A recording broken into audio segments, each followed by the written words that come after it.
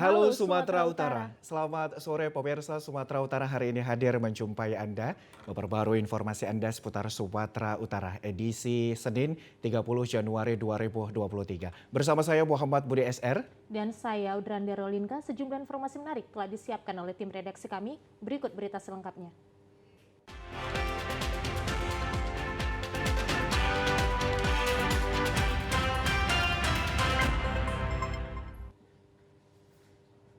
Pemirsa, informasi hari ini diawali dari penyelamatan dan pengamanan terhadap aset serta menghindari gangguan pada pelaksanaan aktivitas kerja.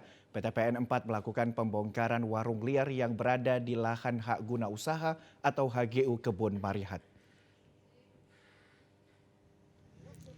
Belasan warung dan bangunan liar yang berada di lokasi HGU Perkebunan PT PN 4 Kebun Marihat dibongkar pihak perkebunan karena dianggap telah mengganggu kenyamanan dan keamanan para pekerja yang melakukan aktivitas di lokasi perkebunan karena tidak memiliki izin. Belasan bangunan dan warung yang dibongkar ini juga dianggap membahayakan karena beberapa warung melakukan pencurian arus listrik dengan pemakaian listrik yang berlebihan. Salah seorang petugas keamanan perkebunan PT PN 4 Kebun Marihat, Reski, mengatakan sebelum dilakukan pembongkaran warung dan bangunan ini, pihak perkebunan PT PN 4 Kebun Marihat telah melakukan sosialisasi dan memberikan surat pemberitahuan pembongkaran terhadap para pemilik bangunan dan warung. Bangunannya pun ini liar, jalur sosialisasi kita sudah surati sebanyak 2 kali. Di tanggal 24 Desember 2022, surat pertama kita layangkan, kita kasih waktu seminggu. Kita tunggu sampai habis tahun baru tanggal 3, untuk juga ada kegiatan. Kami tunggu sampai tanggal 20, habis surati lagi tanggal 18. Saya rasa ini sudah jelas ya, paham semua ini area perkebunan. Tidak ada aksi perlawanan dari para pemilik bangunan dan warung pada saat dilakukan pembongkaran, namun beberapa pemilik warung meminta kelonggaran waktu untuk memindahkan barang-barang milik mereka yang masih berada di dalam warung dan berjanji akan membongkar sendiri warung dan bangunan tersebut. Komisi Pengawas Persaingan Usaha KPPU akan melakukan pendalaman penyebab naiknya harga beras saat ini di pasaran. Hal ini dilakukan mengingat pasokan dari Bulog tercukupi, namun harga di lapangan masih tinggi. Demikian disampaikan Kepala Kanwil 1 Komisi Persaingan Usaha Rido Pamungkas bersama tim Satgas Pangan saat melakukan peninjauan harga bahan pokok di Pasar Petisa, Medan pagi tadi. Rido menjelaskan dari pantauan harga khususnya beras yang dihadapi para pedagang tingkat pengecer menjual beras di atas harga eceran tertinggi. Untuk beras medium dijual seharga Rp13.000 dan beras premium sebesar Rp15.000. Menurut Rido, ini menjadi pertanyaan mengingat informasi di mana Bulog telah melakukan impor beras dan stok telah tercukupi, namun harga beras di lapangan masih tinggi. Diungkapkan Rido, KPPU akan melakukan penelusuran lebih lanjut terkait kenaikan harga beras ini karena ditenggarai ada permainan di tingkat produsen dan distributor yang menahan pasokan beras.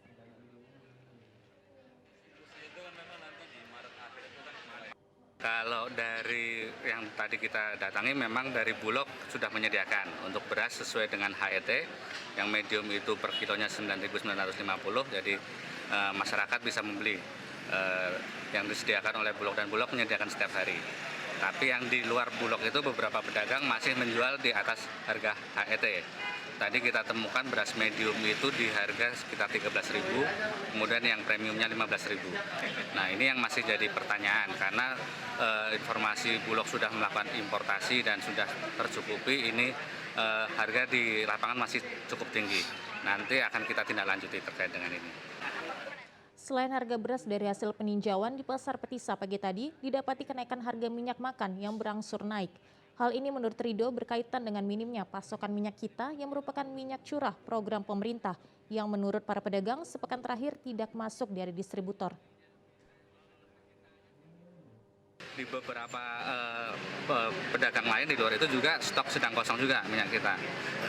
Ini yang nanti kita akan tindak lanjuti juga apakah permasalahannya di tingkat distributornya atau di tingkat produsennya. Karena kemarin kan sudah baru ada kebijakan untuk meningkatkan DMO di tingkat produsen. Ini yang harapan kita segera realisasi dan bisa menurun, terutama stok tersedia lah di pasar. Karena untuk saat ini pengambilan bahkan minyak kita pun tadi kita informasikan sudah harga di atas head minyak curahnya 15.000 per kilo. Ini tidak terlalu tinggi kenaikannya, tapi ini harus segera kita antisipasi juga. Kenaikan harga minyak goreng ini menurut Ridho akan menjadi bahan tambahan bagi KPPU yang saat ini sedang menyidangkan kasus kartel perdagangan minyak goreng. Ya, pemirsa, Wali Kota Medan Bobi Afif Nasution menghadiri pasar murah dan bazar yang diselenggarakan Kementerian BUMN kemarin. Kementerian BUMN melakukan pasar rakyat dan bazar UMKM BUMN 2023 yang digagas Menteri BUMN Erick Thohir pada Minggu sore. Pada kegiatan ini Kementerian BUMN menyediakan 4.000 paket sembako untuk masyarakat yang berisi 5 kg beras, 1 liter minyak goreng, dan 1 kg gula pasir yang dijual dengan harga Rp55.000 per paket. Kegiatan ini didominasi para ibu-ibu rumah tangga serta dihadiri Wali Kota Medan Bobi Afif Nasution. Wali Kota Medan Bobi Afif Nasution berterima kasih kepada Kementerian BUMN yang telah banyak membantu masyarakat Kota Medan. Staf khusus 3 Menteri BUMN Arya Mahendra Sinulinga mengapresiasi kolaborasi yang tercipta dari para perusahaan yang menjalankan komitmen bakti BUMN. Dikatakan kegiatan ini juga dalam rangka pemulihan ekonomi masyarakat. Dengan adanya pasar rakyat dan stand bazar UMKM ini diharapkan akan memberi manfaat untuk masyarakat khususnya di Kota Medan. Sementara itu Dewi yang merupakan warga Kecamatan Medan Selayak mengaku terbantu dengan adanya pasar murah BUMN ini. Menurutnya pasar murah ini salah satu solusi di tengah sulitnya perekonomian di zaman sekarang dikarenakan kegiatan seperti ini rutin dilaksanakan terutama di setiap kecamatan di Kota Medan. 5.000 Kan murah, Bu. ya, lumayan ini. Lumayan ya? Saya ini lah, Terbantu ya, Bu? terbantu. Kepada apa harapan Ibu? Oh, harapannya makin dibuat lagi sekali lagi lah, lebih murah lagi. Sekali Lebih murah dan lebaran sering-sering. deh. Pemirsa, kami akan segera kembali dengan sejumlah informasi lainnya. Tetaplah bersama kami di Sumatera Utara hari ini.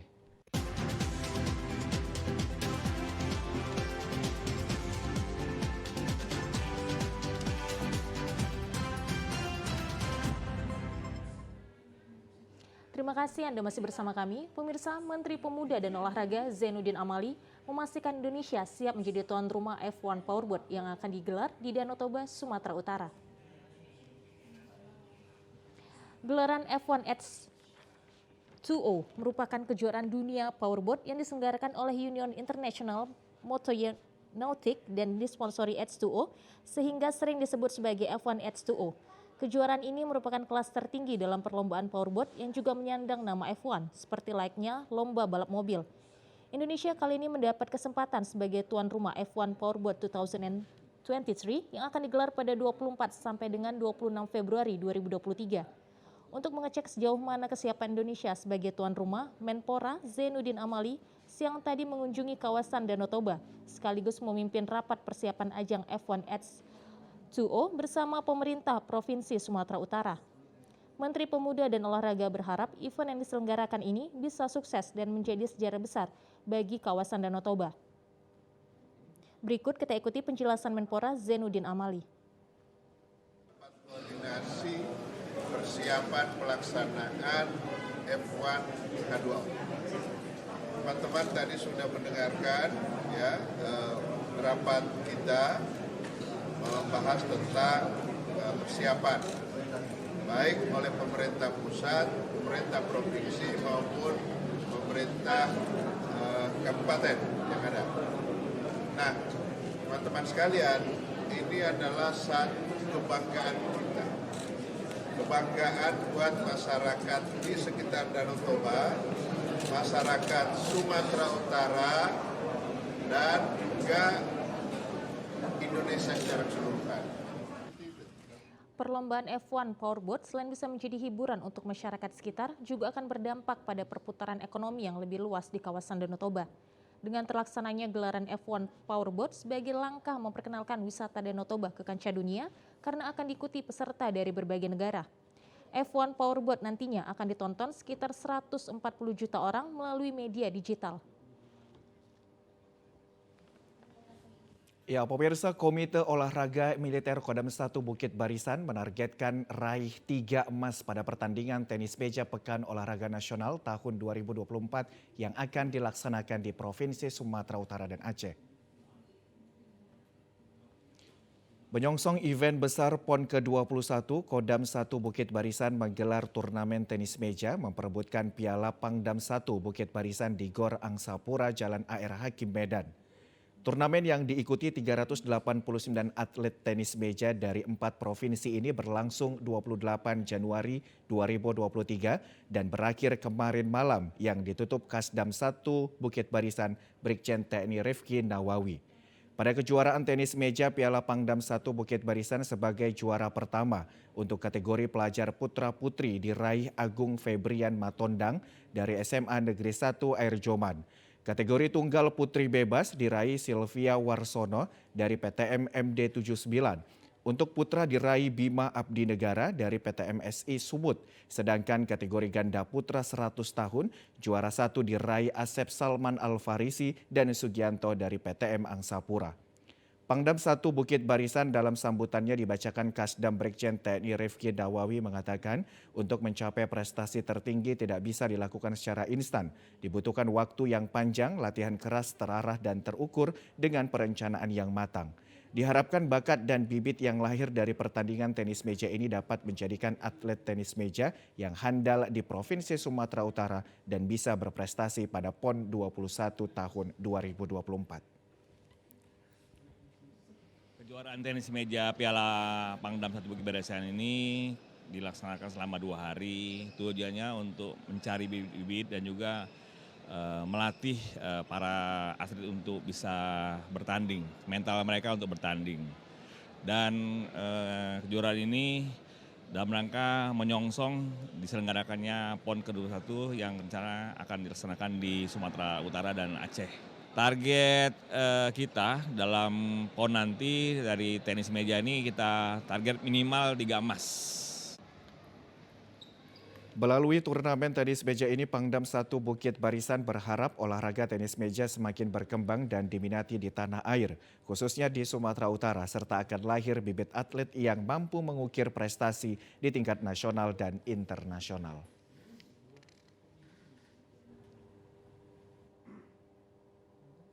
Ruang terbuka hijau RTH berfungsi sebagai paru-paru kota dikarenakan seluruh tumbuhan yang ada pada RTH dapat menyerap karbon dioksida yang menghasilkan oksigen sekaligus dapat menurunkan suhu.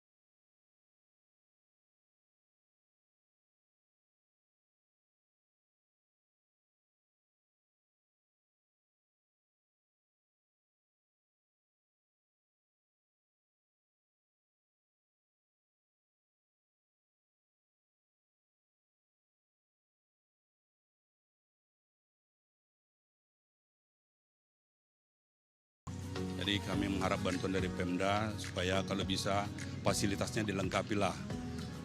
Jadi terutama kebersihannya banyak tidak ada kesadaran bagi masyarakat di sini membuang sampah sembarangan. Kasihan lihat pekerja ini tiap pagi membersihkan sampah-sampah yang terbuang di sembarangan tempat. Untuk mengefisienkan ruang terbuka hijau yang ada, tentunya harus dilakukan berbagai pembenahan sehingga ruang terbuka hijau sesuai fungsinya bisa tercapai dan menjadikan Kota Medan sebagai Grand City.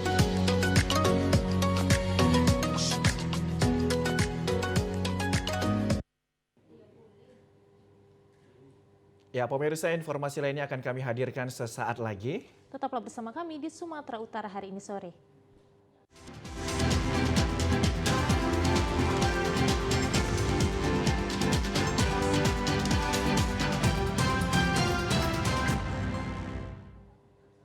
Terima kasih Anda masih bersama kami. Pemirsa, rumah pengasingan Pesanggerahan Presiden Soekarno di Kota Brastagi, Karo, kini kondisi bangunannya tetap terawat. Selain memiliki sejarah, juga dapat dijadikan sebagai tempat penginapan bagi masyarakat umum. Rumah Pesanggerahan Bung Karno bergaya Belanda dibangun pada tahun 1719 yang berdiri megah di tengah sejuknya Kota Brastagi, Kabupaten Karo.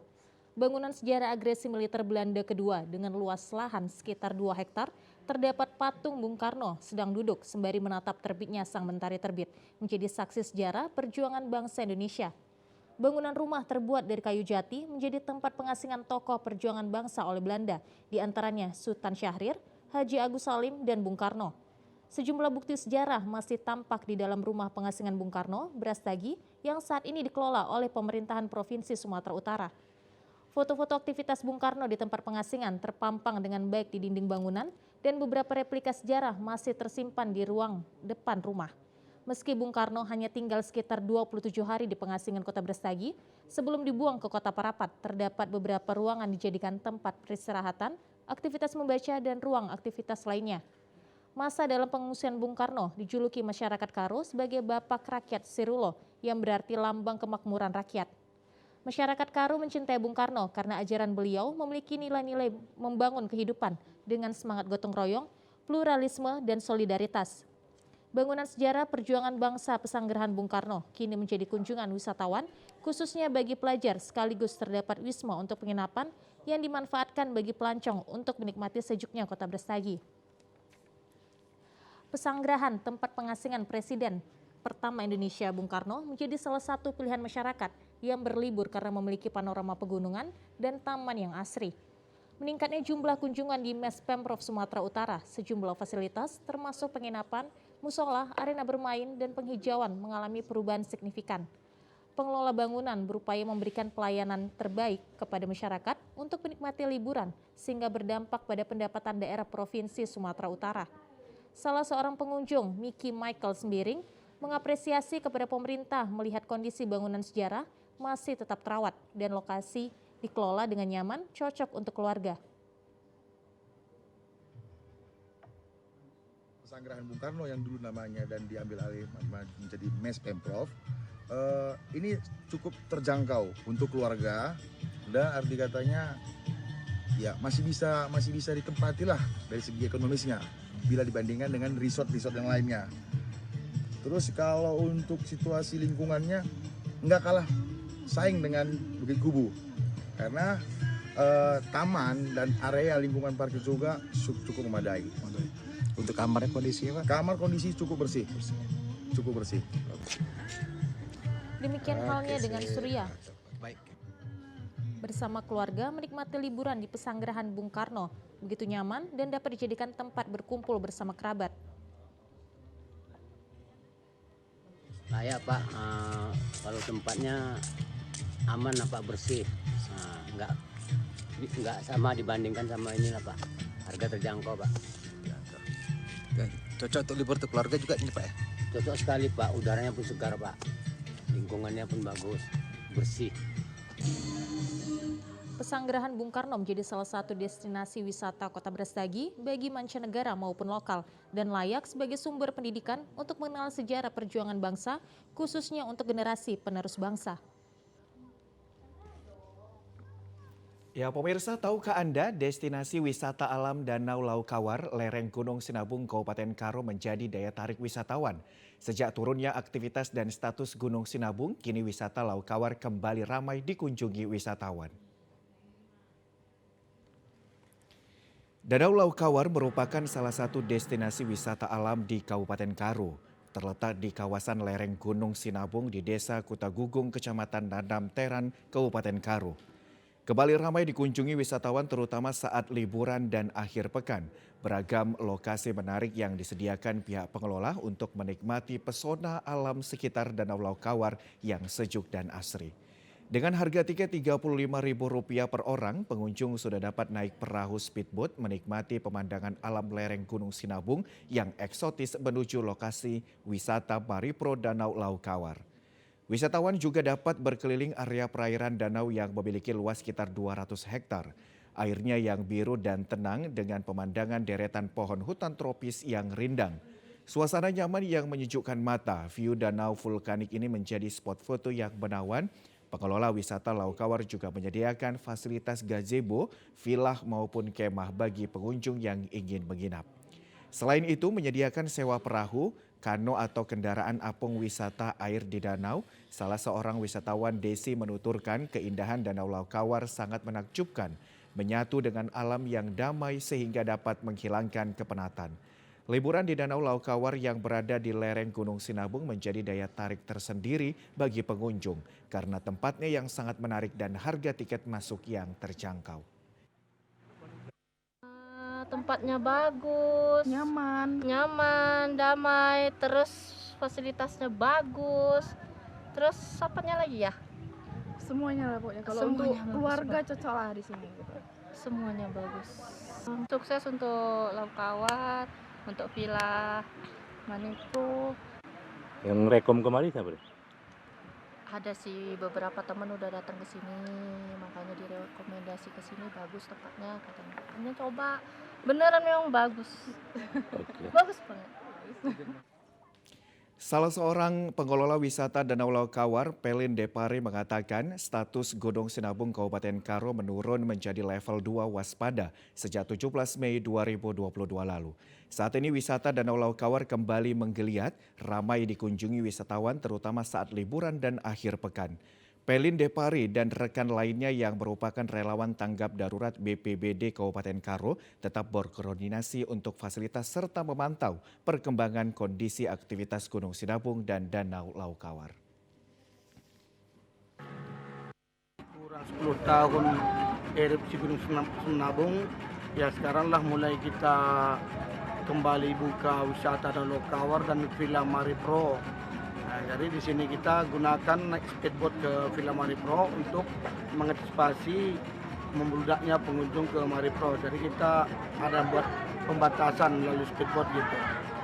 Harapan kita ke depannya ya kalau bisa nanti ya sarana seperti jalan perlu pelebaran dan perbaikan agar demi menjaga pengunjung itu ya sekiranya ada terjadi gejolak Sinabung gitu tidak susah untuk keluar bagi pengunjung.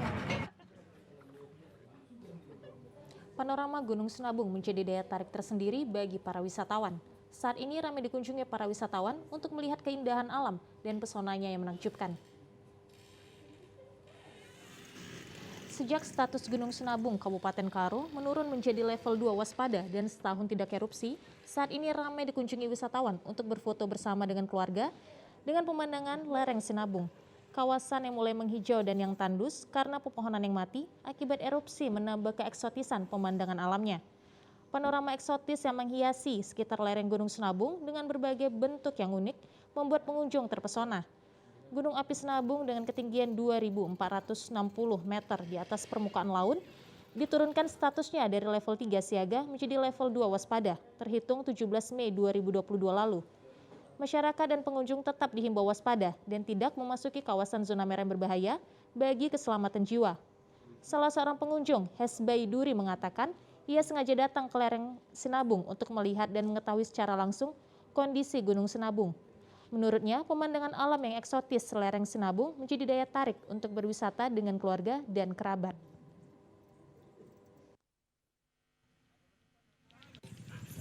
untuk menyaksikan atau melihat pemandangan yang begitu indah, menakjubkan. Yang mana di belakang saya ini adalah Gunung Sinabung. Bisa kita lihat begitu indahnya pemandangan di sini. Baik dari jalur Medan maupun dari jalur Brastagi bisa mampir untuk melihat pemandangan yang begitu indah. Lihatlah suasana di hari Minggu ini cukup ramai sekitar Gunung Sinabung ini. Pada aktivitas level 2 waspada, direkomendasikan agar masyarakat, pengunjung, dan wisatawan tidak melakukan aktivitas di desa-desa yang sudah direlokasi dalam radius 3 km dari puncak Gunung Sinabung dan radius 4,5 km untuk sektor selatan timur. Saat hujan, masyarakat yang berada dan bermukim di dekat sungai yang berhulu di Gunung Sinabung agar tetap waspada terhadap bahaya lahar. Pemirsa, informasi lainnya akan kembali kami hadirkan. Tetaplah bersama kami di Sumatera Utara hari ini sore.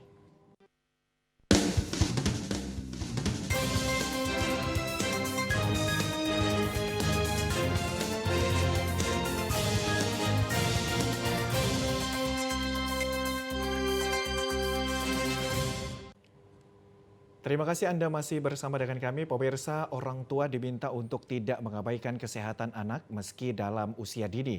Pasalnya jika anak mengalami kekurangan gizi akan berdampak pada tumbuh kembang dan kemampuan intelektual di bawah rata-rata.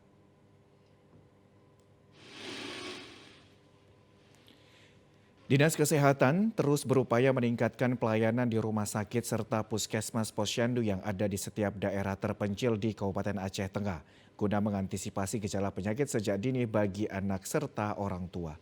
Kepala Bidang Pencegahan dan Pengendalian Penyakit, Pelayanan Penyakit dan Pencegahan Dinas Kesehatan Aceh Tengah, Miftahudin mengatakan pasca seseorang anak diduga menderita lumpuh layu, Dinas Kesehatan berupaya dalam meningkatkan fasilitas pelayanan kesehatan sebagai upaya percepatan penurunan stunting serta kekurangan gizi pada anak.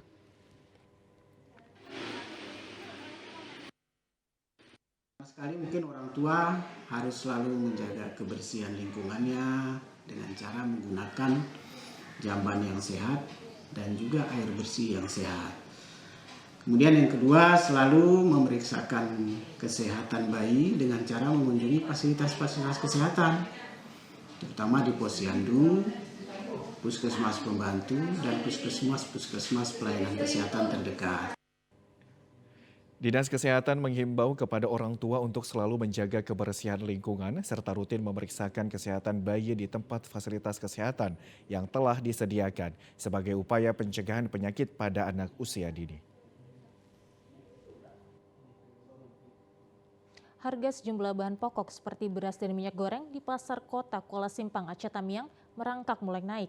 Kenaikan harga beras ini cukup signifikan, mulai dari Rp15.000 per karung, sementara harga minyak goreng juga mengalami kenaikan Rp300 per kilogram. Harga sejumlah bahan pokok seperti beras dan minyak goreng di pasar kota Kuala Simpang, Aceh Tamiang merangkak naik. Kenaikan harga beras ini cukup signifikan, mulai dari Rp15.000 hingga Rp20.000 per karung. Sementara harga minyak goreng juga mengalami kenaikan Rp300 per kilogram. Salah seorang pedagang di pasar kota Kuala Simpang, Ainun, mengaku meski harga beras dan minyak mengalami kenaikan, namun ketersediaan beras dan minyak goreng dari distributor masih cukup. Begitu juga dengan daya beli masyarakat hingga saat ini masih dalam keadaan normal. Ainun mengatakan untuk harga telur sempat mengalami kenaikan, namun saat ini sudah kembali normal. Begitu juga dengan harga bahan pokok lainnya yang menjadi kebutuhan utama masyarakat. Saat ini ketersediaan minyak goreng, beras, dan telur di toko lain miliknya dan toko lain masih dalam keadaan stabil sehingga masih cukup untuk memenuhi kebutuhan masyarakat. Beras, minyak, ini telur udah turun kan kita bilang. Kalau yang lain ini kalau biasa mau puasa pasti naik harga bang. Rata-rata naik itu berapa? Kalau beras banyak kali lah bang, sampai 20.000, 15.000 kan. Kalau telur ini lagi turun, minyak naik bang, 300 per kilo. Pantauan TVRI Aceh di Pasar Kota Kuala Simpang terlihat harga dan ketersediaan sejumlah komoditi sayur mayur seperti cabai merah, cabai kecil, bawang, dan lainnya masih dalam keadaan stabil. Ya, pemirsa, seorang bocah berusia 10 tahun asal desa Gelanggang, Kecamatan Ulim, PD Jaya, nekat membawa ayahnya ke Aceh Utara untuk berobat. Dengan menggunakan becak motor butut, hal ini sudah dilakukannya sejak 6 bulan terakhir dengan harapan agar ayahnya dapat sembuh. Rahmat Aulia, bocah tangguh berusia 10 tahun harus menempuh jarak dari PD Jaya menuju Rumah Sakit Umum Cut Mutia Aceh Utara menggunakan becak motor butut untuk menyelamatkan nyawa sang ayah yang mengidap penyakit lever dan diabetes. Kegiatan itu telah rutin dilakukan Rahmat selama 10 hari sejak 6 bulan terakhir, bahkan bocah yang masih duduk di bangku kelas 6 sekolah dasar ini sering bolos untuk membantu perekonomian keluarga dan membantu ayahnya yang sedang sakit. Rahmat menyebutkan hal ini merupakan tanggung jawabnya sebagai anak laki-laki karena ibunya telah meninggal dunia beberapa tahun lalu. Semenjak ibunya meninggal, Rahmat dan kakaknya lah yang merawat sang ayah dan membantu perekonomian keluarganya dengan cara menjaring ikan dengan pukat bersama nelayan tradisional di desanya.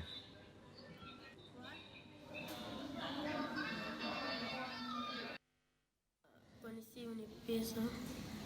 Kondisi keuangan. Ya. Sejak kapan kita bawa ini? 6 bulan loh. 6 bulan. Berarti dalam sebulan tuh berapa kali usaha? 3 kali. 3 kali. Ya. Untuk bapak sakit apa nih? Itu nggak keluar kencing, hatinya lecet. Berarti untuk selama ini untuk memenuhi kebutuhan keluarga Rahmat itu gimana? Nanti ada orang kasih dokter gitu. Rahmat apa nih yang paling Rahmat butuhkan sekarang? Sembuh ya. Berarti tanggal 6 bulan 5 tuh tahun 2017. Ini kita sakit apa Pak di diagnosa Pak? Sekarang kalau dokter bilang hati lecet, jadi limpah nggak main, terus sakit lambung, terus sakit gula. Ini sudah berapa lama kita berobat di sini Pak? Di sini sudah 5 tahun. Lain di Banace, Endang Abidin. Berarti selama di sini kita diantar sama Rahmat nih Pak? Iya, 6 bulan baru diantar. Sementara itu orang tua Rahmat, Rabli, mengatakan sejak 6 tahun terakhir dirinya tidak bisa bekerja dan terus terbaring di rumah sakit akibat sejumlah penyakit yang menggerogoti tubuhnya sejak 2017 lalu. Sebelumnya istrinya lah yang menghantarkan ke rumah sakit, namun setelah meninggal Rahmat yang terpaksa mengantarkannya meskipun harus menempuh jarak hingga 230 km menggunakan becak motor. Di usianya baru menginjak 10 tahun ini, pria yang berusia 46 tahun itu harus menjalani perawatan di RSUD Cut Mutia, Aceh Utara untuk menyedot cairan yang ada di dalam perutnya selama 10 hari sekali. Jika tidak, dirinya akan merasakan kesakitan dan kondisi kesehatannya semakin menurun.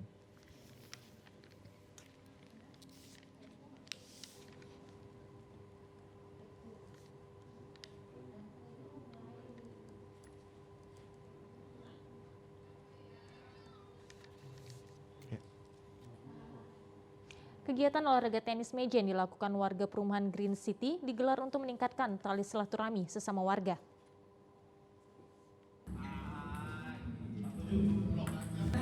Lebih dari 20 warga perumahan Citra Green City Palembang menggelar latihan olahraga tenis meja. Pada latihan ini terlihat Ketua PWI Sumsel Firdaus Komar juga ikut bermain. Ya, ini kan komunitas tenis meja yang di Citra Grand City yang kita sama-sama support untuk kawan-kawan yang pertama berolahraga dan bersilaturahmi, itu yang paling penting kawan-kawan di sini. Karena dari berolahraga inilah akan menciptakan kesehatan. Salah seorang anggota klub tenis meja Green City, Ramlan, mengemukakan olahraga tenis meja ini dilaksanakan tiap hari kecuali di hari Senin. Dikatakan pula kegiatan ini tidak sekedar aktivitas olahraga, tetapi juga dimanfaatkan sebagai ajang untuk meningkatkan tali silaturahmi. Sebenarnya hampir setiap hari Pak, jadi hampir setiap hari dari Sabtu, Minggu, Senin kadang kita banyak istirahat, cuma hari-hari biasanya inilah bagian dari kami warga Citra Grand City untuk melaksanakan silaturahmi dalam bentuk olahraga. Alhamdulillah pesertanya cukup banyak, hampir 20 orang. Ini seperti bagaimana yang kita lihat sekarang, rata-rata seperti ini Pak, baik pagi maupun malam. Jadi latihannya kadang di pagi hari, kadang di malam hari Pak. Dikatakan pula Ramlan untuk memperlancar aktivitas olahraga ini para anggota tidak ditentukan besaran biayanya, tapi bersifat sukarela. Indra Utama, TVRI Sumsel melaporkan. Ya, pemirsa, informasi tadi menutup perjumpaan kita pada program Sumatera Utara hari ini. Saya Muhammad Budi SR. Dan saya Audrander Rolinka beserta seluruh kerabat kerja yang bertugas mengucapkan terima kasih atas perhatian Anda. Selamat sore dan sampai jumpa.